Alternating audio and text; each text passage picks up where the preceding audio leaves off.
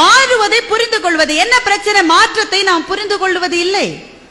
உறவுகள் மாறிக்கொண்டே இருக்கும். 5 வயசுல பையன் சொல்லுவான், எங்க அப்பா தான் சூப்பர் அப்பா. 5 வயசு.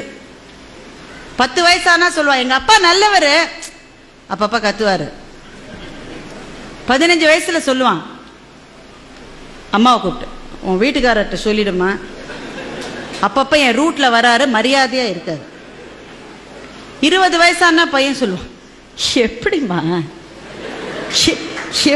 இந்த ஆளை போய் நீ கல்யாணம் பண்ணிட்ட? அப்படின்னா பையனுக்கு 20 வயசுன்னு அர்த்தம். 30 வயசானா பையன் சொல்லுவான், சார் நான் எங்க அப்பாவோட பேசுறது இல்லை சார், நான் என்ன செஞ்சாலும் தப்புங்கிறார் சார், அவரோட நான் பேசுறது. அப்படின்னா பையனுக்கு எவ்வளவு வயசு? 30 வயசு. அதே பையனுக்கு 40 வயசு ஆயிடுச்சுன்னா அவனுக்கே அப்ப குழந்தைகள் இருக்கும். அப்ப சொல்லுவான், எங்க அப்பா கத்திக்கிட்டே தான் இருப்பாரு, ஆனா பாவம் நல்லவருன்னா அவனுக்கு 40 வயசு ஆயிடுச்சுன்னு அர்த்தம். அவனுக்கே 50 வயசு ஆயிடுச்சுன்னா சொல்லுவான், அந்த வறுமையிலேயே எங்க அப்பா எங்களை எப்படி வளர்த்தார் தெரியுமா, மை டாடி இஸ் கிரேட்.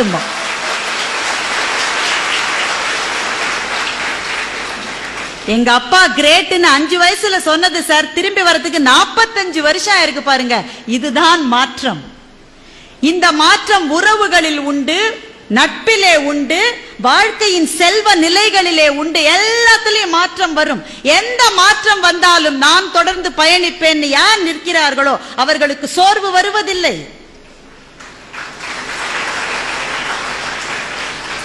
மாற்றங்கள் இருக்கின்றதே, அது நதியிலே கலக்கின்ற கழிவை போல. எந்த கழிவு கலந்தாலும் ஓடிக்கொண்டிருக்கிற வரைதான் நதி.